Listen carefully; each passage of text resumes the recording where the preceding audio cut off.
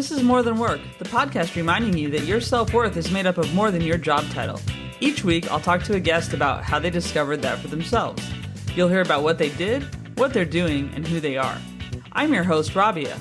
I work in IT, perform stand-up comedy, write, volunteer, and, of course, podcast. Thank you for listening. Here we go.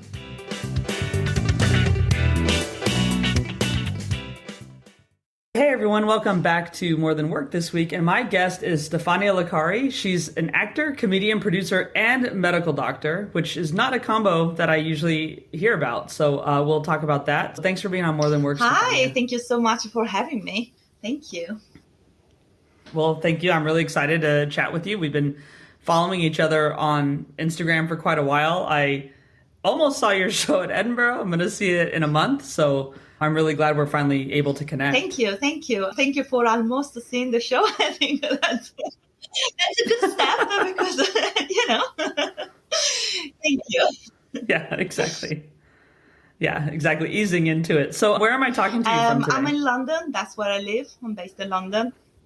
Awesome. So same. So we're talking to each other from very close by, but not exactly in the same room, which is, I guess, probably safe with all the flus going around anyway, Exactly.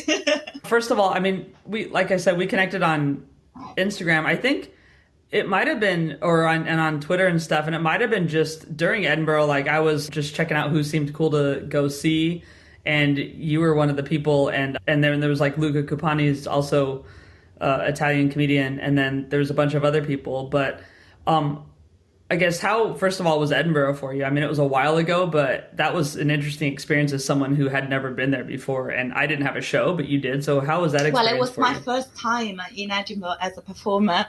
It doesn't feel it was a long time ago. It feels like, I don't want to say I'm still traumatized, but in a way, it was a week ago. So I'm just still recovering.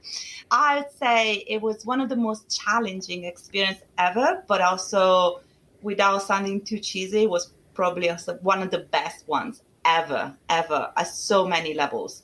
I absolutely immediately fell in love with it. The vibes were fantastic. And for me, every day was like, I can't believe my luck of being here. It's amazing, like be surrounded by all the people that I know, that I like, that I worked with, that I aspire to work with. It was like we were in some kind of magical, Harry Potter movie where the entire Edinburgh, it was just a big artistic campus, and we were just seeing each other and hanging out with each other. It was phenomenal. So yes, very tiring, very exhausting. I sold my soul for flying like a mad woman every day for hours and hours.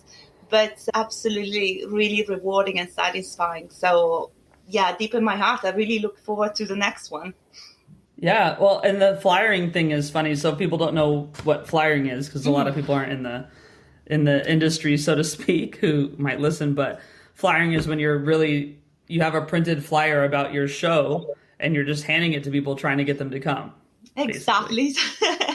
You can try really hard, and I think it's actually really, really important part of the entire marketing and the whole experience. So because I have this mindset that I need to make things likable so I can actually do properly, I realized at a very early stage that if I hated the flyering and I saw it as, I have to do what I don't want to do, there's no way I would have done it in any good way. So I kind of self-brainwashed, and I told myself this was an incredible opportunity, and it really was, because what I realized, so I know this is going to sound really crazy to a lot of other artists when flyering, but I really enjoyed the flyering because that I used it as an opportunity to meet my audience and my potential audience.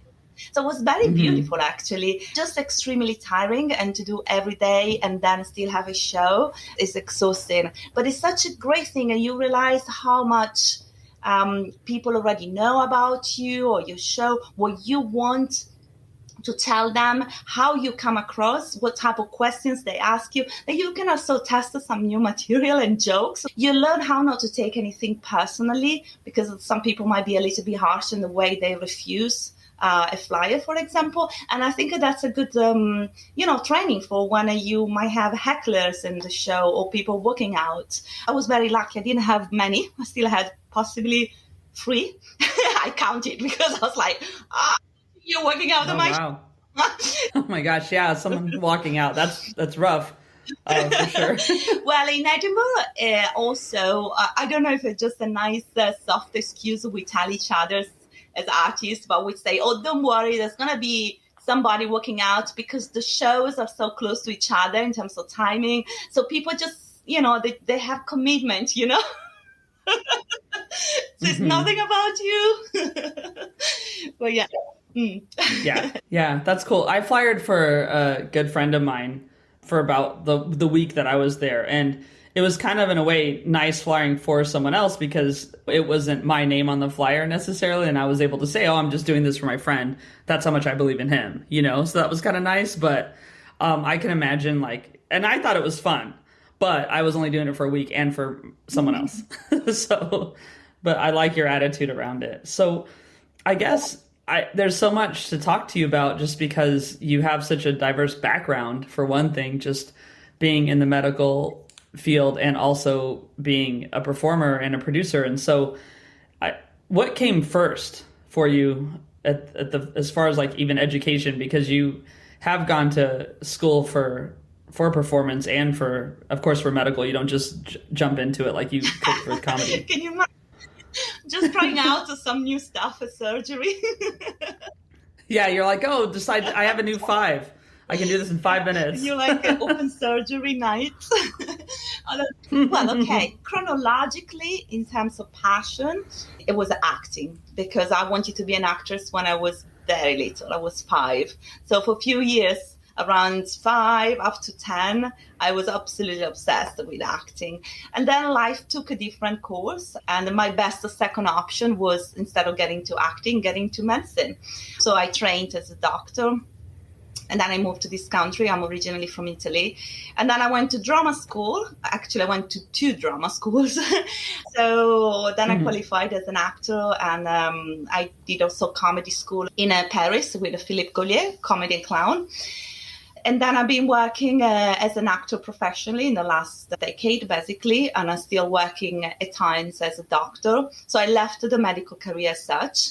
And I work more on a locum base. My specialty is anaesthetics and intensive care. So I work very much in intensive care, emergency, operating theatres, stuff like that. So yes, so that's that's a quick CV in a nutshell. Yeah, that's the Cliff's Notes of your LinkedIn profile, basically. First, focusing on the part of you that's in the medical field, then we'll go to the performance part. A lot of artists during, when COVID started, they had really nothing to fall back on. And I think some of the bravest people I know had nothing to fall back on because I'm someone with a day job in IT. So it was actually busier for me. So did you end up going back to doing medical full time during that time? Or for me, the pandemics were kind of extraordinary phases in my life because I worked obviously a lot as a doctor because the requests, especially of people with a specialty in intensive care, were absolutely all over the roof for obvious reasons. But in the same time, I also worked quite a lot as an actress. Everything was online, obviously, but I did gigs online. I produced a web series which won several nominations and many awards internationally. I focused on the writing. I did cabaret, character comedy, stand-up gigs online. So I did an enormous amount of auditions and some work, podcast interview. Now, why am I saying that is because it's not just about, oh, look at myself, how busy I was. But what for me was the biggest learning experience during the pandemic was how your mindset can help you to go through anything, no matter how hard it is. And I'm a strong believer that we really give ourselves the meanings of what's around us. So let's go back to the very beginning, March 2020, the lockdown, the pandemic. Suddenly I can't fly to see my family in Italy. I'm completely isolated here. And I start see people getting really sick, die. And then very quickly, I get sick as well. Very quickly, some of my colleagues, doctors and nurses, get extremely sick and some die. In a matter of months, my mood was, oh my God, this is a catastrophe and I don't know how to handle. I'm in total panic. And then I told myself, I have two options. I can cry out and sit on a sofa until this is over, or put myself together and switch completely the way I look at all of this, and I seek opportunities for me and for others.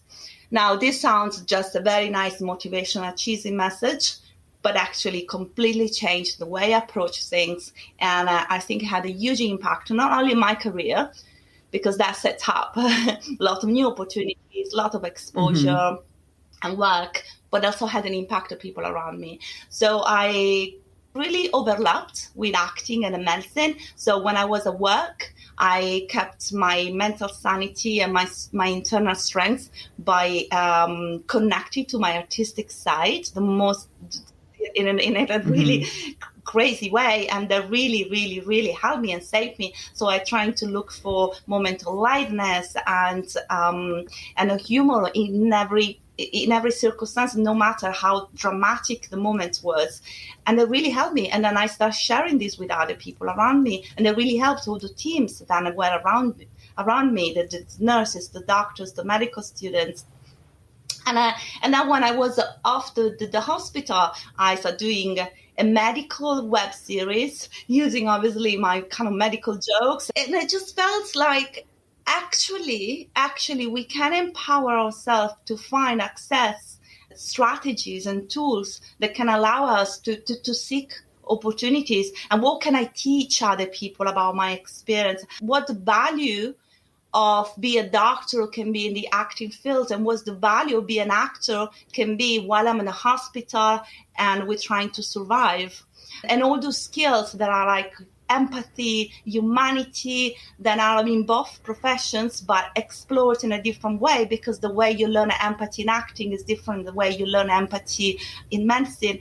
And I felt that there was a richness and a vocabulary and tools so that I could like really share with the two worlds. And the impact I saw around me, both physically and online, was so overwhelming and in such a positive way that really made me think, wow, actually, this is a great example how something that was so dramatic like the pandemic turned out to be such a springboard in a way, such a life-changing moment in a positive way. By all means, wish it had not happened, and I'm not taking away the drama from so many people dying, even very close people, even colleagues. But again, when we can't stop that happening, what can we do internally to change ourselves and to trying to get whatever we can, so somehow there is something new, a growth, life coming out of this. That's been my experience during pandemic. Wow. Yeah. And I relate in a way because I moved here right in the start of it, basically. So I officially moved in the very end of January, and then I moved into my flat the day before the lockdown. And I was sick the day lockdown started. I had a fever, in which it was never confirmed COVID, but I don't know what else it would have been. And a lot of people asked me, how was it? And, oh, that's awful that you moved now and whatever. And in a way, I ended up doing a lot of different things, and I got to, do comedy online and meet people that I probably wouldn't have met if I had been in like basements in London doing comedy. And then I ended up doing school, started the podcast and worked, and I didn't miss anyone because I didn't know anyone here. So it was interesting. And I know what you mean about just kind of seeing it in a different way. And that's not to take away, like you said, from others' experiences, but I'm particularly really inspired even now by listening to you talk about this. I think the mindset can apply anywhere, right? Because outside of a pandemic, we all end up facing personal issues or personal setbacks or personal times of difficulty, and the mindset shift that occurred for you, I think, can really apply to all those areas, not just a pandemic. Yeah, absolutely. I mean, mindset is really I don't know, more than 90% of whatever happens in your life. I suppose there is a luck, a little bit of coincidence, etc. But the rest is what we think, how we apply. I believe almost the world divides into categories. The people that see a problem and see the problem, and the people that see how to solve it, an opportunity and what it is. Maybe it's the story of the glass half full, but it's a very, very simple and clear difference in the mindset, and your life will change dramatically depending on which way you see that glass. Yeah, 100%. And so one more question just on the medical side, and then we'll just jump into all the art. I'm thinking about when you were talking about empathy looking two different ways in medicine and in acting or in arts, and then just thinking about my experience with certain physicians. And I see a lot of neurologists personally, and I find that their personality has been very similar in their communication styles, and other kind of doctors too, that they almost seem to lack empathy. That's the patient point of view. I don't think that's a controversial way to put it, but whether that's true or not of the individuals themselves. But you went into some field of medicine in the anesthetics and intensive care, and I think you have to have a different way of looking at things to work with patients that are that ill. At least if intensive care over here means the same as in the US, the people are quite ill at that point. Do you know what brought you into that side of medicine? I mean, some people don't choose, maybe, I don't know, but what brought you into that? And did maybe you having the sensitivities of an artist also inform that decision to go into that part of medicine versus some other part? That's a really good question. I mean, in a simple level, I remember when I started medical school, I was always fascinated by the so-called big stuff. So the big emergency, the big medicine. So things like intensive care and emergencies, they always full of like high adrenaline situations, and I always really liked that. Also because I guess I got into medicine because I liked people and I like human stories, and I always got really interested. In fact, I think, especially now, retrospectively, now that I'm mainly an actor and an artist, I look back, and even when I was doing only medicine, the thing that always really fascinated me wasn't the science per se, although it's pretty fascinating to understand how the body works, but it's the humanity around this, it's the stories, it's the relationships between the patients and the relatives, the patients and the staff. So I do believe maybe I always had a sensitivity of an artist in a way, maybe a little bit more than other scientists per se. Unfortunately, I have to admit that teaching empathy has never been really a focus in any medical school of postgraduate training anywhere in any country. It's something you're kind of supposed to learn as you go. And I feel a lot of scientists are not necessarily the biggest emotional empath. So they struggle and they never pick up those skills. I feel for me it's very, very, very, it's fundamental. In fact, it's even more important that what you do practically, because quite often in medicine, what we do is not necessarily what makes a difference. Sometimes it is, but sometimes it isn't. Sometimes it's a guess what could be the best option. What makes a lot of difference is actually how people feel they are treated. That's absolutely crucial. And I always tell myself, I might not be the best scientist on the planet, nor I aspire to be, but I'm very good in my knowledge of course, and I got a lot of experience. But for me, the target is, if I have somebody in front of me and needs my help, how can I make their life better today because of me? What can I offer that's gonna really make this experience that is very dramatic, is very catastrophic, maybe slightly better? And I think that's where empathy comes from. That's the beginning of looking for a humanity. When you really see another human being and you think, I want to have an impact on them, preferably saving their life and get them out of the hospital safe. But also, if that is not possible, which very often is not possible in intensive care, how can that experience be slightly more comfortable, more pleasant, more human? So I wish other doctors very often, they use empathy a little bit more, quite cross at times with some of the colleagues. They really like that. There's a lot of, excuses around, too busy or no time or not important or doesn't matter. And I'm a big advocate of really, really pause and have a human connection before anything else. Very crucial for me. And I hate to be a patient. Yeah. I hate it. So every time I'm a patient myself, I'm like, I need that connection. I need somebody that is very sweet to me and understanding. I know how important it is.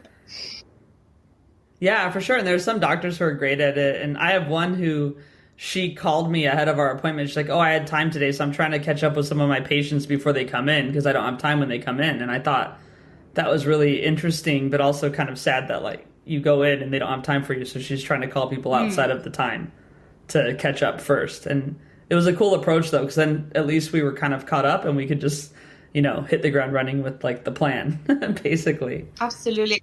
But you see, it's very, very rarely empathy only a question of time, because yes, it's nice if you have the opportunity to have a longer chat, a deeper connection. It only takes one meaningful eye contact and you already see it in the physiology of the person around you, because they do feel seen. And you just need a few seconds. If you don't have anything more than that, that's the quality of connection that matters, I believe. That's a good point. That is.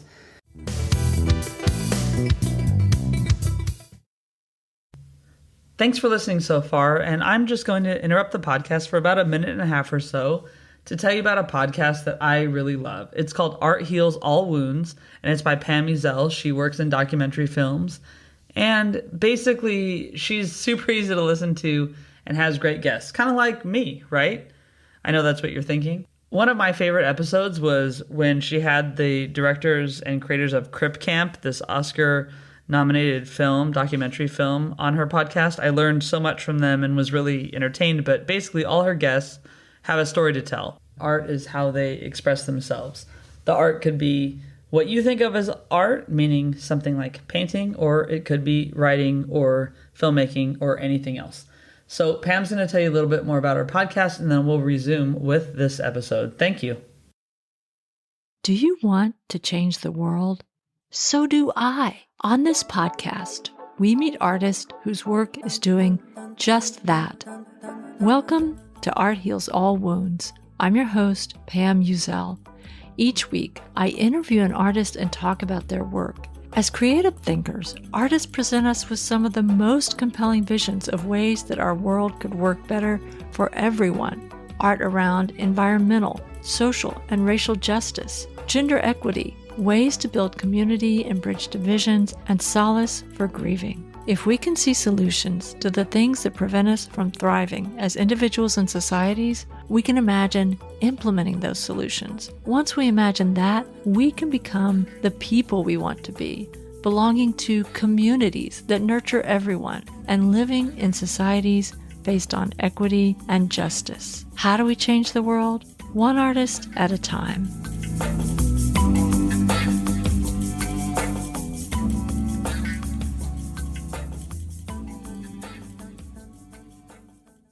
I think we'll just start with Medico because that's your current project that you're doing. Talk about Medico and talk about what's going on with it this year. Thank you. Thank you for asking. So Medico is a solo show. It's co-devised and directed by absolutely wonderful director who is Chris Head, and a dear friend as well and a great mentor. It's currently under revision, so I'm going to start the new tour next month. I'm going to have some previews in Islington at the Hope Theatre, and then the premiere of the show at the Vault Festival on the 17th of February. So the show started last year and it toured for a year. It's a medical comedy, and now it's kind of revised. It's got some new material, some new so-called hot stuff. And so I'm really excited. It's the same concept, same structure, with a lot of new stuff. It's really around me as a doctor, as a foreign doctor here, but also as an actor and how you put the two things together. There's a lot to talk about immigration, and without giving away too much, there's also some kind of edgy stuff about some episode of racism or sexism. So I want to share that because I find it is very empowering to be able to talk about such delicate topics and upsetting topics in an artistic setting. Therefore, I'm hoping to inspire other people to voice up issues and metabolize them and inspire others themselves. Is it autobiographical, or is it like partly autobiographical, partly, also just fiction? I mean, all of us with comedy, you do a different type of comedy than I do, but there's some truth to it. Usually there's some premise, and then you kind of go off on your own and do what you want, at least for me. So how is it for you on that? Yes, there's a lot of truth. I mean, every single thing comes from a place of truth. Obviously, for comedic purposes, some of the stuff can be a little bit enlarged, modified. None of the patient stories can be traceable. The element of truth for me is the beginning of a comedy show, and it really matters because I did want my own voice to be heard. So that's a lot of truth. Yeah. And for you, so I mentioned you did a different kind of comedy than me, and that's because I'm more of a traditional stand-up, observational comedy. Especially any listeners in America know what the American stand-up style is, really. And you're more doing like acting and character comedy. Well, actually, I did the character comedy, and I did a lot of clown. I'm trained in clown and comedy itself, but what the show is about is a stand-up show with theatrical elements. So there's some singing, there's a lot of act out, but it's not character. It started last year initially as character comedy, in which there was an overlapping of a character story, still a doctor, Italian doctor in England, and myself. And initially what I wanted was to leave the audience almost like on purpose confused, what was the truth and what was the fictional, because I just believe that also that's how you feel very often when you're in medical setting. You're just very confused what's happening. But now growing as an artist and growing to the show, I felt that I wanted to drop completely the character side of it. So it's fully me doing stand-up. And again, the element of truth are more clear, because also I'm touching topics that are very personal and vulnerable, and I wanted to make sure, I realized that, and actually this time I really wanted to make sure the audience understood the truth behind that and not left thinking, oh, maybe that was fictional, because again, I feel I'm touching topics that are quite delicate, and I don't want any confusion. And again, there are some modifications because it's a comedy show, but the drive is very much a real experience. I guess the main difference, because you mentioned observational comedy, so I'm not necessarily I'm an observation. I'm not particularly topical comedy. I'm more like my own feelings, experience, and emotions, and I do a lot of act out. So that's my style on a stand-up. Yeah, more personal narrative. I do a lot of personal narrative kind of stuff. So maybe we're not so that different. No, now we're not. I mean, yeah. Now that it's kind of evolved into being more of a traditional show, but like with the act out elements and the music, that's really cool too. It's interesting for me to hear that you started out with one concept and way of doing it and evolved it over time. And I think that's what a lot of people maybe don't know or understand about any work of art that's performed, is that it will evolve over time. How did you feel when you realized you wanted to go somewhere else with it and you had worked so hard on this piece in the first place? Because a lot of the Edinburgh shows and the longer shows end up taking time to do, like a couple years or something. So how's that process for you? Yeah, well, in a way, it's been quite organic, because again, the show is, before it was a character stand-up hybrid with theater, and now is stand-up hybrid with theater. So in terms of like some general structure that is still very similar, because again, I'm using my acting skills to experiment with big act out, with music, with a different type of performance than is not a standard stand-up. But it's a really good question, because I remember after Edinburgh when I sat down with Chris and we were like, oh, what are we going to do with the show? Because the show worked extremely well. So it's like, oh, we're going to modify, we're going to go somewhere else. And then we decided to be ambitious and to modify some parts. So there's a lot of new material, which again is a bit scary, because I thought, oh, well, the show was working very well. But it's an evolution. And I think as an artist, you have to, because it would have felt not authentic if I had stayed there just for the comfort on knowing the show was working. And I felt, well, I wanna move on, because I'm moving on. I'm feeling more and more willing to share personal things. Before maybe I was slightly more resistant, so now I want to inspire more, and I felt, because there's a lot to talk about be an immigrant, to be a woman, and I feel like, wow, imagine if other women or other immigrants felt inspired. It's so cool to hear about that evolution, though, because you don't get to talk to people very often, like in this part of it, where you're going to go into the next phase. And I think for me, one thing that I would want people to just take from this too is that, it's okay for things to evolve and change, and for your relationship to change with material and then make it work for where you are with it too. I think it needs to change. And again, a comedy show, we see a lot of successful comedy shows. We know they've been going on for like 3-5 years. And I bet, I bet they change though. I mean, they need to change, because otherwise what's the point? It's not a film that you just keep projecting. So yeah, well, hopefully I will not regret changes. Go back to the previous one. No, I'm very excited. I feel it's a really stepping up in the quality of the show, and I'm excited. I've fallen in love with the stand-up. And again, despite mine is not a standard stand-up, because I can't help having that acting side of me. It's like, it's very, very much closer to stand up, and I love stand up. I think it's one of the most beautiful, witty, intelligent, and fine arts ever.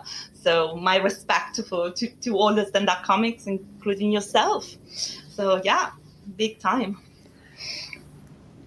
Yeah, it's fun, and I'm still so new, like 3 years in compared to some people, but it is really cool. And so how did you start stand-up? I assume that was a lot later than when you were just acting in the first place. Initially, I'm traditionally trained in an acting school in London, age 15. And then I took comedy and clown with Philippe Gaulier. And then I discovered during that the passion for comedy. So up to that, I've been working in kind of standard plays. I even did Shakespeare, so not necessarily comedy at all. And then I did some darker comedy.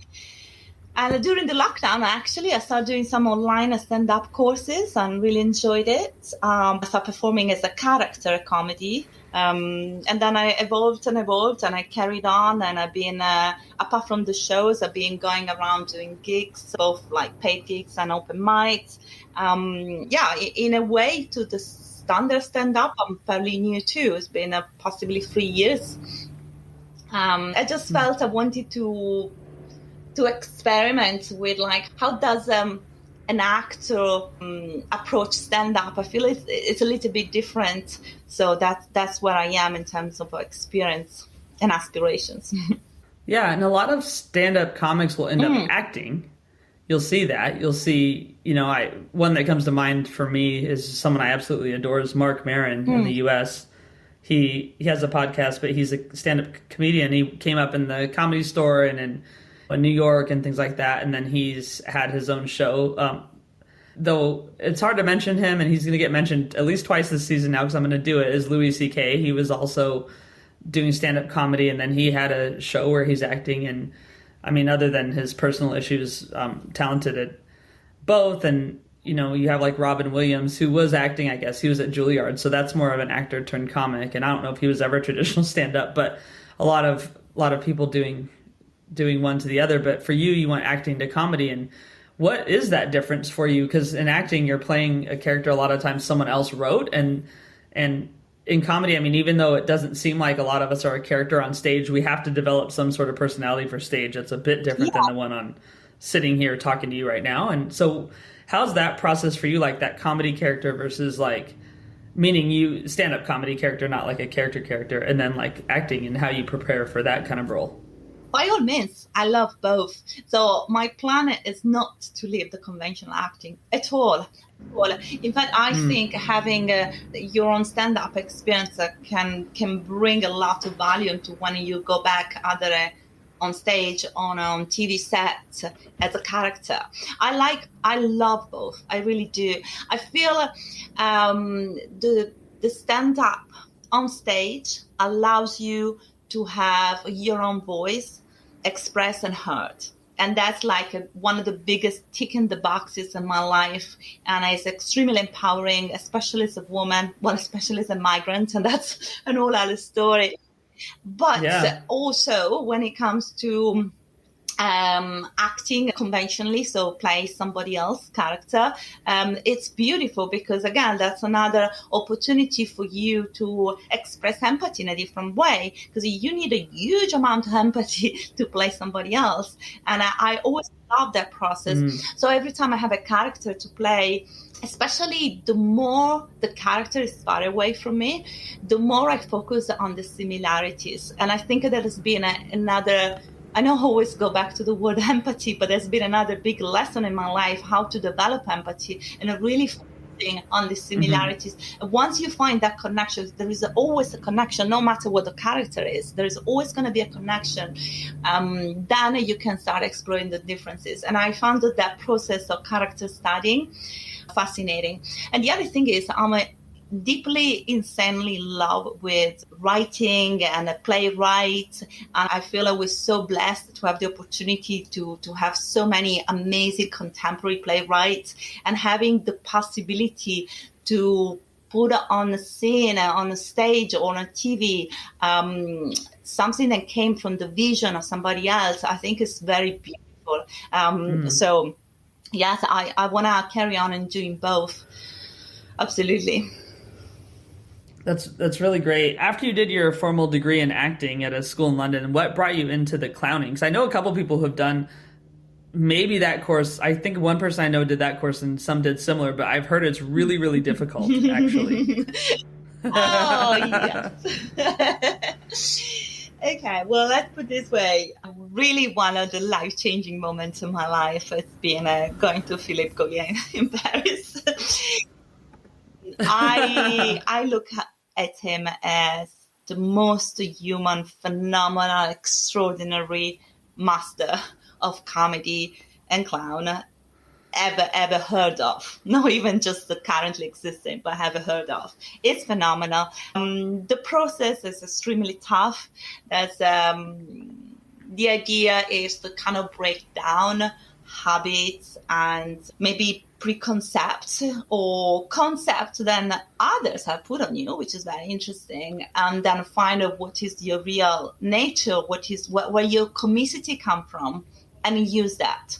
So what I'm going to be always extremely grateful to Philippe is that it really allowed me to reconnect with my roots, something that at the drama school in London had been a bit put aside, although the training was fantastic here, but in a way I felt I wasn't fully connected with my Italianity, and there's no way you can be a great actor if you're not fully connected with yourself, whatever it means. And obviously be a migrant for me, my origins is going to be the one thing to connect with.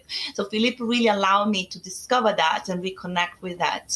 So I'm extremely, extremely grateful. It was a really tough process, but I'm still sending him blessings every day. Every time I'm on stage, so there's always a part of me that imagine him and also send him thanks. And it was a bit of coincidence, actually. So there wasn't, I mean, it's going to sound a very lame answer, but there wasn't a big aha moment. There was somebody who mentioned him. I was a tutor at the drama school. Her name is Christine Landon Smith. Wonderful. She had come across this training, and she was already teaching with more attention to what it means to teach to international students, which is something that still needs to be explored a lot in drama schools in England. She was a pioneer in that sense, very beautiful. So I really connected with her methods. And then she mentioned Philippe Collier, and I just had a click of synchronicity inside myself. And I looked him up on a website. 2 weeks later, I was in Paris. It was really like that. So it's one of those things I think it really was meant to happen. I took the chance, and it really changed the way I approached art. What is really beautiful about him is also everything in acting starts from an incredible love for the audience. And you see, when you teach conventional act, when you learn conventional acting, there is very often this concept of the fourth wall, which means basically you have a separation, so a wall, literally, a metaphorical wall between you and the audience. What Philippe really taught us is about having that audience always connected with you. Of course, in some plays, because of the nature of what they are, you don't interact with the audience. So it doesn't mean necessarily interact with the audience, but it means about having that connection and acting for the love of the audience. And I think that is so beautiful. And I really felt that connected with me, that concept. And I remember being in Edinburgh and having this constant sense of gratitude, even when maybe the show wasn't the greatest itself that particular day, but I always felt I'm so grateful that people are here. I'm so grateful they're listening. I had this incredible gratitude and love. And for me, audiences as concept is a sacred concept. So yes, it's something that I really give the credit to Philippe for teaching us that humanity and that desire to express the love for the audience. Yeah, that's something that also I think just as a mindset thing that you're really mastering by practicing it all the time and every performance. And yeah, it's a lot of times the audience becomes the enemy somehow. Like, well, they're not reacting to us, but then that's not expressing gratitude for them. That's really just kind of, you're performing for people that you kind of are expressing that you don't really like very much, which is kind of interesting, you know? So the way you're looking at it is really a nice way. And if we do think that what we give is what we get, then, you know, the reception should be a little bit better than the people going, oh, the audience is terrible. Yeah, no, absolutely. I mean, in my concept, the audience is never the enemy. Even in the worst hecklers I had, somehow, I don't know. I always feel maybe for me it's more like a concept. The stage is a sacred environment, everything around it. So I feel. To be an actor, you have to have that humanity. When you are a solo performer in particular, so when you're in an ensemble, then your connection, so your humanity is with the other actors. But when you are solo, your other actors is the audience. And you do not treat as enemies your actors in an ensemble. So why would you treat as enemies your audience? And even if they don't respond the way you would like to respond, I learned that judgment doesn't make any sense, because first of all, what does it mean that they don't respond how I would like them to respond? People have a different way of responding. Sometimes you might misjudge the way they're responding because you have preconcept. So I'm very dubious of when people say, oh, you have to know exactly how you want the audience to feel. Because I'm like, really? Well, actually, that's a bit patronizing, because audiences, they're very clever, they're very smart. I don't want to outsmart them. I'm not going to tell them, I'm not going to tell myself how I want them to feel. I have a product. I'm offering my products with all, my best effort. And then it's up to them to feel what they want to feel. And whatever they offer me back, I need to be ready as an artist to accept it. without the judgment, without saying, no, actually, I want you something else. No, I might want something else from my own performance, but the audience, I look at them as a sacred. Yeah, I really hope I'm going to keep this forever, because I think it's a good place to be in relationship with the audience. So yes, it's a very important, because I find sometimes some actors, they're trying to outsmart them. And I think they know better. They get angry with the audience. I was like, no, why? Yeah, you see that quite a bit, actually. Like, it's interesting. So one thing you've mentioned in a few places, and I want to get into it a little bit with you, is the side of this that comes from you being a woman in two fields that I think women are still trying to find their way in, which is like medical and comedy and acting. But then also as an immigrant to this country. Now, I'm an immigrant too, but I have a very different experience based on even, English was my first language. I come from the United States. That just puts you in a different position. Generally, it's a privileged position to be in, but definitely have experienced as a woman some things that you've probably experienced. And we even connected. You were very kind to reach out to me after I posted. I wasn't sure if I should have posted it, but I did, about some catcalling incident I had that was pretty scary. And you reached out to me about that, which was really an amazing and, again, empathetic response. The way you responded to me was really kind. But looking at both as a woman and as an immigrant, what does doing this work in the arts mean to you, and how has it changed maybe how you're doing it? Yes, that's a fabulous question, and thank you for the appreciation about that time that I reached out. I did really feel you, and I still feel extremely sorry that it happened to you. That's they should never really happen to anybody. Unfortunately, it really still happens a lot to women. And of course, now there's going to be men say, oh, nobody happens to men as well. Yes, okay, but let's put in context. So when we talk about sexism, we talk about women in general. The question of like quantity. Sometimes people say, oh, but it's equally dangerous for a man to be working late at night. Like, is it? I don't think it is. It's just like when men can't see that, they haven't either dated enough women, or they don't have sisters, don't have daughters, because literally, in which world do you live if you think we have that equality in the freedom and we can walk around, move around, and do stuff around? We don't. Anyway. Mm-hmm.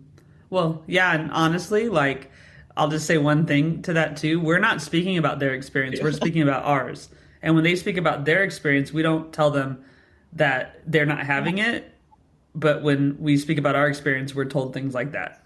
But if men experience that, then they need to tell their story so that can change. But as women, we're telling our story so it can change. And we don't need someone to tell us it's not our story, because it is. Right? Absolutely. Now, as we mentioned earlier on mindset, again, I think it's due to my mindset. I look at these issues that I have experienced all my life by being a woman. And as you correctly mentioned, by being a migrant. So I experienced not only sexism, but also experienced racism. And because I guess my mindset, I look at all of this and I feel I'm absolutely no way in a position that I want to feel a victim of this. Despite we are victims, but I don't want to self-victimize. So what are the options? What can I do? What can I really do? And I feel that you can do two things. You can do your own small and very important battles every day in your ordinary life, and that's crucial. And I always feel very sorry when I see other women not willing to do the little step in their battle, because unfortunately, ideally, the society will change and should change when men are going to make the change, but we can't be here waiting for that to happen. So let's, let's try to make the changes ourselves. So in your ordinary life is the little battle that are very, very crucial. And then the second option is you do something big about it. So either you are the judge of the Supreme Court in the States, Ruth, or something big, or you make art. And I feel for me, having the possibility to have a voice as a woman and be heard, it's been a really one of the most empowering thing ever. And on the top of this, be a migrant and feeling that I am creating my little space in this country where there is a consistent group of people that recurrently want to come and see and hear my stories. I think it's been something that, I don't know, it just warms my heart so deeply, then literally brings me to tears all the time. And I feel it's almost like a breakthrough in the generations, because I'm the first migrant in entire my generations, definitely the first woman migrant. And every time I go on stage, I feel I have these lines of ancestors and my mom, my grandmothers and great-great-grandmother, and whatever opportunities they didn't have, I do have them now. And I have no intention to pass my life without grabbing those opportunities. And what is that opportunity? Is to have a voice and express it and be heard. And I think because all the victimization and the abuse and the patronization then we had over generations as women, I'm not just talking about my own family, I mean everybody as women. And now in the contemporary world, finally things are changing. We have the opportunity to tell our stories, to inspire other women, to inspire men as well. Let's do it. And that's where I am in my life. That was my drive is really. No, and that's great. And it's there's a way to just use your voice, you're right, and do things, and for you making art. And then and people who don't do that either, there's still ways to do things. And one thing I try to do is encourage people to find those ways like that work for them, you know, and it could just be donating to a cause. Absolutely. That you believe in. Absolutely. Exactly. Yeah. You know, sometimes, and that's like an easy step, or donating clothes to a place like a women's shelter or volunteering there, or whatever. There's so many things to do that can make an impact in the way you can. And I think the way you can, being the other people, but the way you, Stefania, are doing it is really extraordinary too. It's like exposing your story to help others. And that's, I think, one reason I wanted to talk to you today was just because I see you doing that, and it's really inspiring. So thank you for doing that too, vulnerable act of sharing your story. Even in comedy, it's very vulnerable. Yeah, no, absolutely. I mean, I love comedy, and I think when you have a story that you want to share, if you manage to make it in a comedic environment, in a comedic way, it can be way more powerful. Is that, you know, the old say about, you know, tragic comic that can be really touching, and that's what I'm trying to do. And I think also, just to make clear, to inspire people, you don't necessarily, as a woman, need to talk about issues that are related to women. I think any type of art is inspiring, as I said. Just the fact that you make art is inspiring. I'm choosing to, because I feel it's about time. And I feel because I care about words so much and vocabulary. Things that are said have a different impact than when they aren't. So I think for me it's very important. And for me, I'm a big advocate of really changing the little things, the little gestures, the little vocabulary around women. One of the things I mentioned in my show is some of the patronizing, undermining comments that you still get as a female doctor, like, oh, the pretty doctor, or the young lady. It's like, well, you don't refer to male doctors like that, do you? Oh, I know once I spoke with a patient after literally saved his life, and then 2 days later I was awake, and I said, I introduced myself, and said, I bet you don't remember because you were very unwell. And I like, oh, I never forget pretty faces. I'm like, no, maybe you also remember that I'm very intelligent and actually saved your life. What I really said was, well, I would appreciate if you remember me for also my knowledge and my intelligence rather than just the face. Yeah. But you saw it, and it comes from everybody, patients and colleagues, and the treatment of female doctors is still significantly different than the treatment by doctors. Anybody talks about this? No. And very often people would say, oh, but it's just a compliment. I'm like, well, maybe call me by my title and not by the pretty one. So this is obviously, these aren't the main issues, but the thing is, if we don't change the small things, how are we going to change the biggest things? So I'm a big advocate how very, very important to use the right vocabulary, and even these things then sound, they're just a little bit subtle. Well, they are the foundation, right? So yes, big passion here from my side about this stuff. That's great. And I think, again, just using your voice in the way you can and even on the small things. And you're right. There's a lot of, there's that whole idea that you die by 1,000 cuts. But I think if you heal 1,000 cuts, you can save things too, and they're just all small things. So I agree. That was a lot of, I think, good wisdom there. But do you have any advice or mantra that you like to share otherwise? And I just ask people, like, if they have something that they like to share with an audience. So in a moment of difficulties, I always tell myself, it's possible you making this home. And this comes from a long-standing experience in running, and I've done a lot of races and stuff. And every time I was in a difficult situation, I'm making home, it's possible. And then I learned over the years that is the best mantra. It's very simple. It's possible. So, yes, here we are. That's my mantra. Oh, nice. Cool. And then let's go with the last set of questions. So these are called the Fun 5, and I just ask every guest these same set of questions. So what's the oldest t-shirt you have and still wear? It's a dance t-shirt I bought roughly 20 years ago. I still use it as one of my favorite t-shirts. I love dancing. I dance very often. I've been dancing for years. So the dance t-shirt, it says something very simple, dance. But not dance as the noun, dance as a verb. And I always think it's very fascinating because it's almost like a command, order, dance. Yeah. And dance. I tell myself very often, dance, just dance. Cool.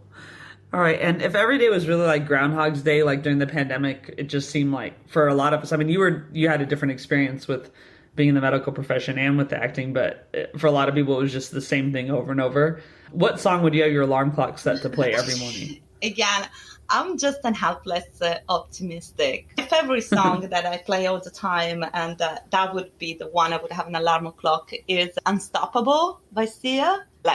I'm unstoppable, I'm invincible. And I love this sentence. She says, I don't need batteries to play. Oh, I love it. I love it. So nice. Yes, that would be my song. Cool. Yeah, and you could dance. So that's great. And then coffee or tea or neither? Is that even a question? Do you remember my nationality? Yeah, I was going to say, it sounds weird, but I had a guest from Italy last year, or his background, his Italian origin. He's born in England, but he definitely had no problem saying it was coffee. Oh, totally. It's espresso forever. Cool. Yeah, and you like it strong, right? I mean, I'm sure the coffee here to an American seems strong, but it's not. Go to Italy if you want stronger coffee, right? Absolutely. I always travel with my little coffee espresso machine. Because, no offense, this country's got a lot of very good things, but not the coffee. Cool. All right, and then this is one of my favorite questions because it really just gets at who someone is in a way. But can you think of a time that you laughed so hard you cried, recently or a long time ago, or just something that always makes you crack up? It's actually my dog. I realized because I got some video. My dog is in Italy with my family, so I got some videos of my dog which I replay very often. So basically, some of them I might have replayed hundreds of times. And I always laugh, and I always think, wow, if people feel it towards my jokes the way I feel towards my dog, I'm good for the future. I'm good. It's just the funniest, the sweetest. And then I'm trying to analyze him. It's like, why is he so funny? Maybe I can learn something from him. I think it's just naturally playful and is in the moment. Is not trying to be funny. Maybe hear the lesson. Yeah. Yeah, nice. All right, and the last one, who inspires you right now? This question is very difficult, actually, because you're talking to a motivational freak. So if you saw my library, I know any possible motivational speakers from the last 25 years.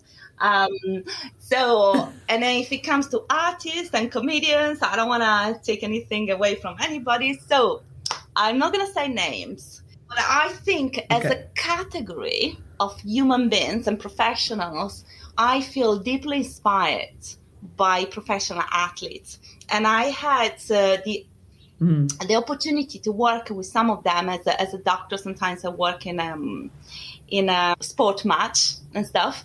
Lately, there was a guy who got injured, professional athlete. And then I asked him, I said, what's your key? What's the key of success for you? And he said, well, I wake up in the morning and I tell myself, it's possible.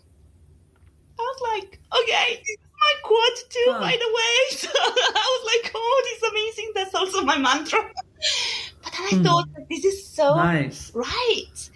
And just when you see them play and when you hear the stories and you see how they talk to themselves when they are alone, when they are with others, and you can see it's the mindset, it's the discipline, it's the passion, it's what you tell yourself. And I'm a big believer that it's very important to put yourself in a situation when there is absolute silence, because when there is absolutely silence around you, you can hear to your own voice. It's like your internal radio and learn what that voice tells you. And if it doesn't tell you something that is empowering, then you have to change it. Because once you have an internal voice that is empowering, then really everything is possible. And you can see this with the professional athletes all the time. So I'm extremely inspired by them as a category. And I'm inspired to learn some of the way they are for my own good. Yeah, no, I think that's super. And I'll just mention it because I think he's amazing, but I have a nephew who plays baseball and he inspires me, and I'm not a very athletic person at all. I don't even know why I said very. I'm not an athletic person, but his dedication at 18 years old and since he was about 5 is amazing. And so I totally know what you mean. They do it, and they face difficulty almost every game or match they do, some situation. So that's super. That's really cool. All right. So how do you want people to find you? And if they heard this and want to do something, what do you want them to do? Right. Next? My website, stefanialicari.com. And I'm on Instagram at Licari Stefania. I'm on Twitter, Stefania Licari. My next show is at the Bolt Festival on the 17th of February. And I've got a couple of previews on the 5th and the 6th of February at the Hope Theatre in Islington. That's about it. There is any TV producer listening to this podcast? Here we go. I'm free after the 17th of February, clearly. All right, cool. Yeah, and if they're listening, maybe give me a shout too. Okay. Cool. Well, thank you so much, Stefania. I really appreciate you doing this, and it was so great to talk to you. Thank you for your time. Thank you. Thanks for listening. You can learn more about the guest and what was talked about in the show notes. Joe Maffia created the music you're listening to. You can find him on Spotify at Joe, Maffia. Rob Metke does all the design, for which I am so grateful. You can find him online by searching Rob, Metke. Please leave a review if you like the show, and get in touch if you have feedback or guest ideas. The pod is on all the social channels at More Than Work Pod or at Rabia Comedy on TikTok, and the website is morethanworkpod.com. While being kind to others, don't forget to be kind to yourself.